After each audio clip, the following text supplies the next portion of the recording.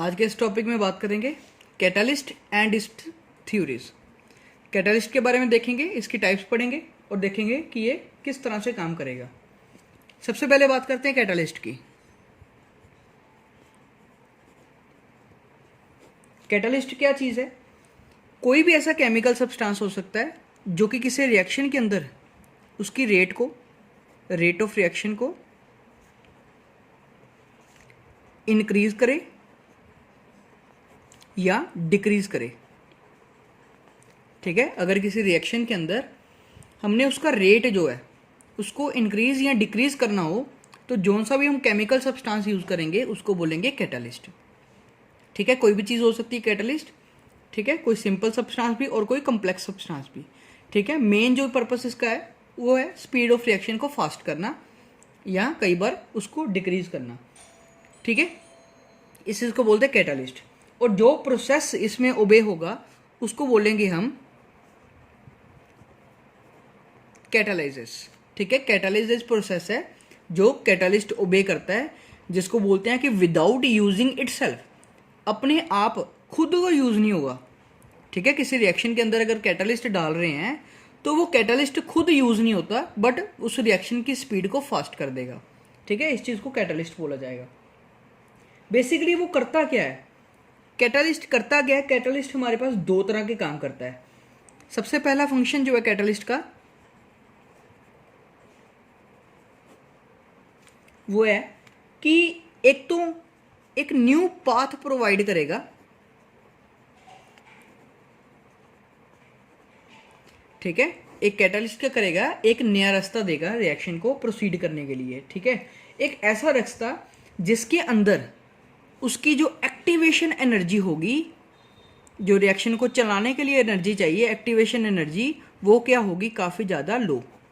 ठीक है, सबसे मेन फंक्शन इसका यही है कि किसी रिएक्शन के अंदर एक नया रास्ता देगा जिससे उसकी रिएक्शन की एक्टिवेशन एनर्जी काफ़ी ज़्यादा लो हो जाए। ठीक है, ये इसका पहला तो मेन काम है। दूसरा, ठीक है, इस ऐसे काम करेगा।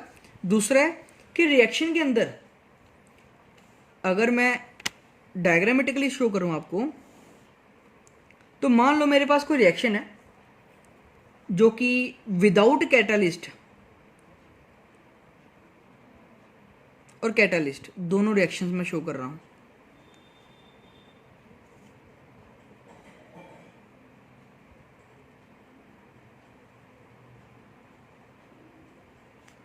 ठीक है, इस तरह से। ठीक है, मान लो कि मैंने रिएक्शन के अंदर कैटालिस्ट नहीं डाले। ठीक है, रिएक्शन की एनर्जी कितनी है? रिएक्शन ये वाली। ठीक है, ये है रिएक्शन अनकैटालाइज्ड और ये वाला होगा विद कैटालाइज्ड। ठीक है, मान लो कि मैं कोई रिएक्शन कर रहा हूँ, एक साइड मैंने एनर्जी रखी, दूसरी साइड मैंने रखे कोई रिएक्शन के कोऑर्डिनेट्स। ठीक है, एक साइड पे एनर्जी, दूसरी साइड पे रिएक्शन कोऑर्डिनेट्स, कोई भी चीज़ हो सकती है। और इसको अगर मैं देखूं तो मेरा रिएक्टेंट जो जहाँ से रिएक्शन मैंने शुरू किया और जो मैंने प्रोडक्ट बनाया वो दोनों सेम है। मीन्स रिएक्शन होने पर या ना होने पर मेरे रिएक्टेंट या प्रोडक्ट पे कोई फ़र्क नहीं पड़ रहा। मेन फ़र्क पड़ रहा है अगर मैंने रिएक्शन नहीं डाला, मतलब सॉरी कैटालिस्ट अगर मैंने नहीं डाला तो क्या होगा? तो मेरे को इतनी एनर्जी प्रोवाइड करानी पड़ेगी। और अगर मैंने कैटालिस्ट डाल दिया तो मेरे को अब जो एनर्जी पहले मेरे को इतनी प्रोवाइड करानी पड़ रही थी, अब मेरे को इतनी प्रोवाइड करानी पड़ेगी। अब मेरा रिएक्शन क्या हो गया? इजी हो गया। ठीक है, इस तरह से कह सकते हैं कि रिएक्शन क्या करता है? कैटालिस्ट एक रिएक्शन की एनर्जी को लो कर देगा जिससे रिएक्शन को प्रोसीड कराना इजी हो जाएगा। ठीक है, दूसरी चीज, रिएक्शन चाहे, इस बात को बता रहा हूं, चाहे रिएक्शन रिवर्सिबल रिएक्शन हो। ठीक है, मीन्स रिएक्शन अगर मान लो कि किस में है? इक्विलिब्रियम में। इक्विलिब्रियम के केस में रिएक्शन के ऊपर कोई फर्क नहीं पड़ेगा। ठीक है, मीन्स कहने का मतलब क्या है कि अगर कोई रिएक्शन इक्विलिब्रियम में है तो उस केस के अंदर इक्विलिब्रियम जो होगा उस केस में उस पर कोई फर्क नहीं पड़ेगा। मीन्स रिएक्शन जैसे चलता है पहले भी वैसे ही बाद में भी चलेगा। ठीक है, सिर्फ फर्क क्या होगा कि अब इक्विलिब्रियम आने की स्पीड जो है ज़्यादा हो जाएगी। ठीक है, इक्विलिब्रियम पे कभी भी इफेक्ट नहीं पड़ता कैटालिस्ट का। ठीक है, ये दो पॉइंट हो गए।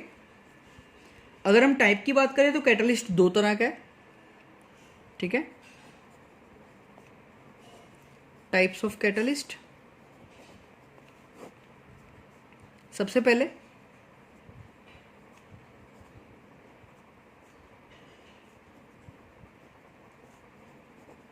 होमोजीनियस कैटलिस्ट, दूसरा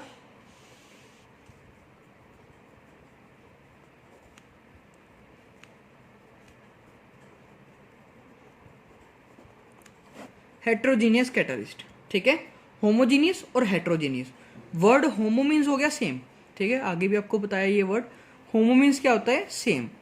हेट्रो, हेट्रोजीनियस मतलब हेट्रो, हेट्रो मीन्स हो गया डिफरेंट।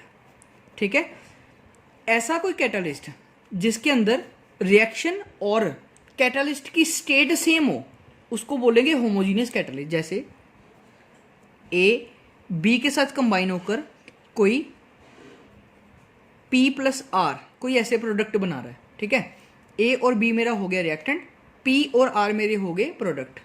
ठीक है, ये मान लो मैं कह देता हूँ ये सॉलिड है, ये भी सॉलिड है, जो प्रोडक्ट बना ये भी सॉलिड है और ये भी सॉलिड है। ठीक है, इस तरह से मैं कोई भी एग्जांपल ले रहा हूँ कि जिसके अंदर मेरे रिएक्टेंट सॉलिड है और प्रोडक्ट भी सॉलिड है। तो अगर इस केस के अंदर अगर मैं कैटलिस्ट कोई C डाल रहा हूँ और उसका भी स्टेट सॉलिड है तो इस केस में जो ये कैटलिस्ट होगा उसको बोलेंगे होमोजीनियस कैटलिस्ट।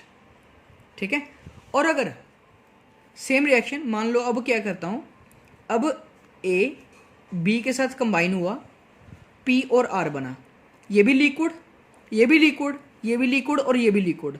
बट अगर फिर से मेरा कैटलिस्ट सॉलिड ही अब भी, तो इस केस में ये होगा हेट्रोजीनियस। ठीक है, होमो का मतलब हो गया कि जिसके अंदर सेम स्टेट्स होगी। ठीक है, हेट्रो का मतलब डिफरेंट स्टेट्स वाला। ठीक है, रिएक्टेंट और प्रोडक्ट से डिफरेंट स्टेट होने पर उसको बोलेंगे होमोजीनियस। अब इसके अंदर आएंगे दो theories.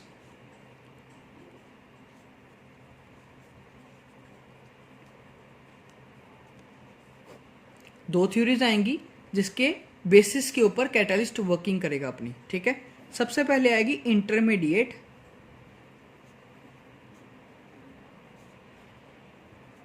Compound formation theory. Number 2 आएगी एडजॉर्प्शन थ्योरी। ठीक है, इसको इंटरमीडिएट कंपाउंड फॉर्मेशन थ्योरी और इसको एडजॉर्प्शन थ्योरी बोला जाएगा। ठीक है, अब दोनों का मतलब क्या है, दोनों की स्टेट क्या है ये देखते हैं। नंबर 1 आ गई मेरी इंटरमीडिएट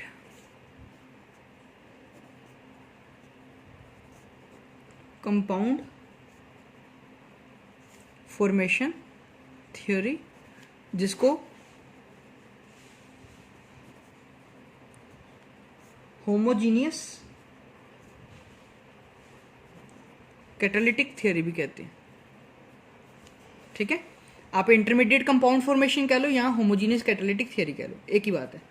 ठीक है, इसके अंदर क्या वर्ड है, होमोजीनियस का मतलब क्या हो गया कि सेम स्टेट में होगा। ठीक है, इंटरमीडिएट कंपाउंड, इसके अंदर क्या होगा कि आप देखना कोई रिएक्शन के अंदर एक नया प्रोडक्ट क्रिएट होगा, ऐसा एक कंपाउंड क्रिएट होगा जो कि रिएक्शन के अंदर वैसे नहीं बनना चाहिए था, जब कैटलिस्ट डालेंगे तब बनेगा। इससे क्या होगा, एक नया पाथ मिलेगा रिएक्शन को प्रोसीड करने के लिए। ठीक है, जैसे एग्जांपल ले रहा हूं, मान लो कोई रिएक्शन है कि ए और बी कंबाइन हुआ और बन गया कोई ए बी। ठीक है, ए बी के साथ कंबाइन हो गया और बन गया ए बी। तो मैं कह देता हूं कि ये रिएक्शन काफ़ी ज़्यादा क्या है, स्लो, क्योंकि इसके अंदर कोई कैटलिस्ट नहीं है। ये रिएक्शन क्यों स्लो है, मान लेते हैं कि ए को बी के साथ कंबाइन करने के लिए जितनी एनर्जी चाहिए वो इस वक्त नहीं है। ठीक है, ए को बी के साथ जो कंबाइन करने के लिए एनर्जी चाहिए इस वक्त इस रिएक्शन के पास उतनी एनर्जी नहीं है, वो धीरे धीरे इकट्ठी करेगा तभी वो प्रोसीड कर पाएगा और ए बी प्रोडक्ट बना पाएगा, इसलिए रिएक्शन क्या हो रहा है, स्लो। अब मैं क्या करता हूं, इन दी प्रेजेंस ऑफ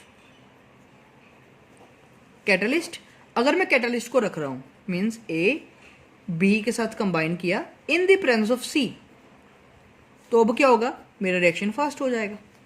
ऐसा क्यों हुआ, इसको डिटेल में पढ़ते हैं 2 स्टेप्स के अंदर। ठीक है, फर्स्ट स्टेप, सबसे पहले क्या होगा कि ये जो मेरा कैटालिस्ट है, ये जो मैं सी बाहर से ऐड कर रहा हूँ, जो मेरा कैटालिस्ट है, ये इन दोनों रिएक्टेंट में से किसी एक रिएक्टेंट के साथ जुड़ेगा। ठीक है, मान लो कि ए के साथ। ठीक है, ए सबसे पहले सी के साथ कंबाइन होगा और बनाएगा कोई एसी। ठीक है, ए सी के साथ कंबाइन होके क्या बनाएगा, कोई एसी प्रोडक्ट हमारा। फिर देन क्या होगा, अब देखो कि ये हमारा क्या है, एक रिएक्टेंट। ठीक है, वन रिएक्टेंट। ये क्या है, मेरा कैटालिस्ट। और ये मेरा क्या बना, ये मेरा प्रोडक्ट के अंदर पहले जो रिएक्शन देख रहे हैं, इसके अंदर इस चीज़ की कोई नहीं है, कोई इस तरह की कोई चीज़ नहीं है, एसी। इसलिए ये मेरा हो गया एक अंदर बना हुआ एक कंपाउंड, जिसको इंटरमीडिएट कंपाउंड बोलेंगे। ठीक है, ठीक है, इंटरमीडिएट कंपाउंड आ गया ये हमारा, जो रिएक्शन के अंदर अपने आप बना एक। अब क्या होगा कि ये जो इंटरमीडिएट कंपाउंड है, ये दूसरे रिएक्टेंट के साथ, मींस बी जो है, इसके साथ कंबाइन होगा और ए फिर से सी बी के साथ लग के सी को बाहर निकाल देगा। कैटालिस्ट जैसे ऐड किया था एज इट इज़ वो बाहर निकल आया है। ये क्या आ गया, मेरा सेकंड वाला रिएक्टेंट। ठीक है, one reactant R and another reactant ये आर। ठीक है, ऐसे इस तरह से ये वर्किंग करेगा अपनी रिएक्शन की। ठीक है, ये मेरा हो गया इंटरमीडिएट कंपाउंड फॉर्मेशन थ्योरी। अगर इसके अंदर एक एग्जांपल दें तो जैसे सल्फर डाइऑक्साइड को अगर मैंने ऑक्सीडेशन करनी हो सल्फर ट्राइऑक्साइड में, तो ये रिएक्शन क्या है, काफ़ी ज़्यादा स्लो। ठीक है, इस रिएक्शन को टेक प्लेस करने में काफ़ी ज़्यादा टाइम लगेगा, क्योंकि इसमें अभी कोई भी कैटालिस्ट नहीं है। ठीक है, इस रिएक्शन को इन दी एब्सेंस ऑफ कैटालिस्ट कर रहे हैं। अगर but in the presence of NO, NO nitrogen oxide जो है हमारा यहाँ पर कैटालिस्ट है। ठीक है, अगर इन दी प्रेजेंस ऑफ NO ये रिएक्शन को प्रोसीड करें, तो ये रिएक्शन अब कैसे होगा, ये रिएक्शन फास्ट हो जाएगा। कैसे, फिर से स्टेप वन। सबसे पहले क्या होगा, एक रिएक्टेंट जो O2 है वो रिएक्ट करेगा NO के साथ और बनाएगा NO2। ठीक है, ये मेरा एक रिएक्टेंट और ये मेरा कैटालिस्ट रिएक्ट किए और ये मेरा क्या बन गया, एक इंटरमीडिएट कंपाउंड। ठीक है, अब ये दूसरे स्टेप में क्या करेगा, ये जो मेरा इंटरमीडिएट कंपाउंड बना है ये मेरा रिएक्ट करेगा दूसरे कंपाउंड के साथ, दूसरे मीन्स रिएक्टेंट के साथ। तो क्या बनाएगा, अब ये बनाएगा SO3 और NO जो कैटालिस्ट था हमारा वो एज इट इज बाहर आ जाएगा। ठीक है, विदाउट चेंजिंग इटसेल्फ। ठीक है, ये मेरा बन गया मेरा फाइनल प्रोडक्ट। ठीक है, और ये रिएक्शन क्या हो गया, काफ़ी ज़्यादा फास्ट। ठीक है, फ़र्क का पड़ा कि जैसे मैंने डायरेक्टली किया तो रिएक्शन स्लो हो रहा है, अगर मैंने indirectly means in the presence of catalyst ये किया तो मेरा रिएक्शन फास्ट हो गया। ठीक है, इसी चीज़ को पढ़ते हैं इंटरमीडिएट कंपाउंड फॉर्मेशन थ्योरी के अंदर। ठीक है, दूसरी थ्योरी जिसमें ज़्यादा कुछ नहीं है, सिंपल स्टेटमेंट यह एक एडजॉर्प्शन थ्योरी, जिसको हेट्रोजीनियस कैटालिटिक थ्योरी पढ़ते हैं। ठीक है, एडजॉर्प्शन थ्योरी को मतलब क्या है, इसमें करेंगे एडजॉर्प्शन। इसमें क्या यूज होगा, ज़्यादातर इसमें यूज होते हैं ट्रांजिशन एलिमेंट्स। ठीक है, ट्रांजिशन एलिमेंट्स कह लो या आप कह सकते हो कि डी ब्लॉक एलिमेंट्स। ठीक है, इसमें यूज होंगे डी ब्लॉक के मेंबर्स। ठीक है, डी ब्लॉक के मेंबर्स काफ़ी ज़्यादा आपने देखे हो तो ज़्यादातर वो क्या एक्ट करते हैं, ट्रांजिशन एलिमेंट। ठीक है, कुछ नहीं करते। ठीक है, ट्रांजिशन एलिमेंट की प्रॉपर्टी होती है कि transition element can act as a catalyst. जितने भी ट्रांजिशन एलिमेंट हैं वो कैटलिस्ट की तरह एक्ट करते हैं। क्यों एक्ट करते हैं, क्योंकि उनके पास क्या है, प्रेजेंट है एम्प्टी डी ऑर्बिटल्स। ये उनकी खास प्रॉपर्टी होती है कि उनकी पास एम्प्टी डी ऑर्बिटल्स हैं। जिन ऑर्बिटल्स के पास, जिन भी मेंबर्स ऑफ एलिमेंट या जिनके पास भी एम्प्टी डी ऑर्बिटल्स प्रेजेंट हो, वो चीज़ क्या एक्ट कर सकती है, कैटलिस्ट। जैसे निकल, प्लेटिनम, पैलेडियम। ठीक है, ये सभी मेटल्स। ठीक है, जितने भी ये मेटल्स हैं ये सारे क्या हैं, रिडक्शन के अंदर बड़े यूज़ होते हैं, ठीक है। इनका काम क्या होता है बेसिकली, ये अपने ऊपर एक स्पेस प्रोवाइड करते हैं, ठीक है। ये अपने ऊपर क्या करेंगे, दे प्रोवाइड वेकेंट स्पेस, ठीक है। इन्होंने वेकेंट स्पेस प्रोवाइड करानी है, ये स्पेस प्रोवाइड कराएंगे ताकि कोई जो रिएक्शन के रिएक्टेंट्स हैं वो अब एक दूसरे के साथ यहाँ पर आकर रिएक्ट कर सकें, ठीक है। ये मान लो मेरा निकल है और ये मेरा कोई रिएक्शन कर रहा हूँ मैं ए और बी के अंदर, ठीक है, और मेरा ए बी प्रोडक्ट बनाना है मैंने। तो निकल क्या करेगा कि इनको दोनों को अपने ऊपर एडजॉर्ब कराएगा। एडजॉर्ब होने पर ये एक दूसरे के साथ रिएक्ट करेंगे, रिएक्ट करने पर ये फिर से यहाँ से लीव कर जाएंगे, ठीक है। तो मेरा प्रोडक्ट ए बी मेरा क्रिएट हो जाएगा इससे, और कैटलिस्ट फिर से क्या रह जाएगा, एज इट इज़, ठीक है। इस थ्योरी को बोलते हैं एडजॉर्प्शन थ्योरी, और इसको हेट्रोजेनियस थ्योरी भी बोलते हैं, क्योंकि इसके अंदर जो ये रिएक्टेंट यूज़ करते हैं ये ज़्यादातर होते हैं गैसियस में, और जो निकल जो यूज़ करेंगे या कोई भी और मेटल यूज़ करेंगे ये होगा हमारा सॉलिड स्टेट में, ठीक है। इसलिए इनकी स्टेट अलग होने के कारण इनको हेट्रोजेनियस थ्योरी भी कहते हैं।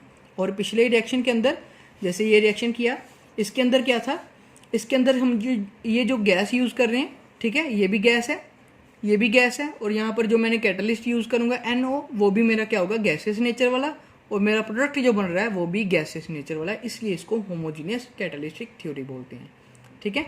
इस तरह से डिफाइन कर सकते हैं दो थ्योरीज को। ये हमारी दोनों थ्योरीज कंप्लीट हो गई, हेट्रोजीनियस और होमोजीनियस, ठीक है। काफ़ी ज़्यादा इंपॉर्टेंट थ्योरीज है दोनों। इसी थ्योरीज को हमने एक बार आगे भी चैप्टर में डी ब्लॉक के अंदर भी पढ़ना है, ठीक है। चैप्टर डी ब्लॉक के अंदर भी ये थ्योरीज अगेन रिपीट होंगी, क्योंकि इनकी ही प्रॉपर्टी वहाँ पर भी है कि कैटलिस्ट, हमने यहाँ पर लिखा ना अभी कि इंटरमीडिएट कंपाउंड फॉर्मेशन है, ठीक है। इसलिए ट्रांजिशन एलिमेंट्स के कारण इनको वहाँ पर भी पढ़ा जाएगा।